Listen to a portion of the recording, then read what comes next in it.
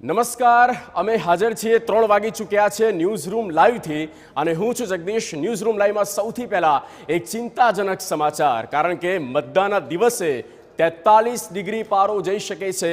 હવામાન વિભાગ દ્વારા આગાહી કરવામાં આવી છે કે લોકશાહીના ચૂંટણીના મતદાનના દિવસે એટલે કે એ જ દિવસે 43 ડિગ્રીનો પારો પહોંચી શકે છે। 3 દિવસ પછી રાજ્યમાં હીટ વેવની પણ આગાહીની શરૂઆત થશે તેવી કરવામાં આવી છે।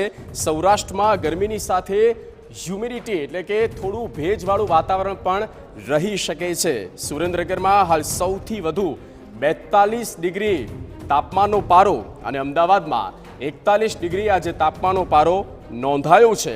પણ લોકસભાની ચૂંટણીના દિવસ એટલે કે 7મી તારીખે 43 ડિગ્રી ગરમી હોઈ શકે છે તેવી હવામાન વિભાગ દ્વારા આગાહી કરવામાં આવી છે।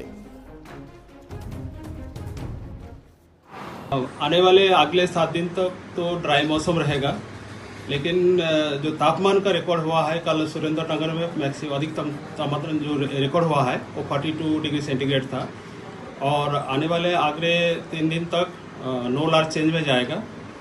लेकिन उसके अगले तो 3 दिन से बाद वाला आगे वाला जो दिन है उसमें तापमान बढ़ने का संभावना है।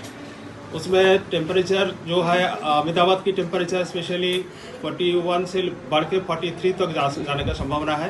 और सारे गुजरात राज्यों में 7 तारीख को इलेक्शन है, उस दिन भी मतलब तापमान अधिक ज़्यादा रहने का संभावना है।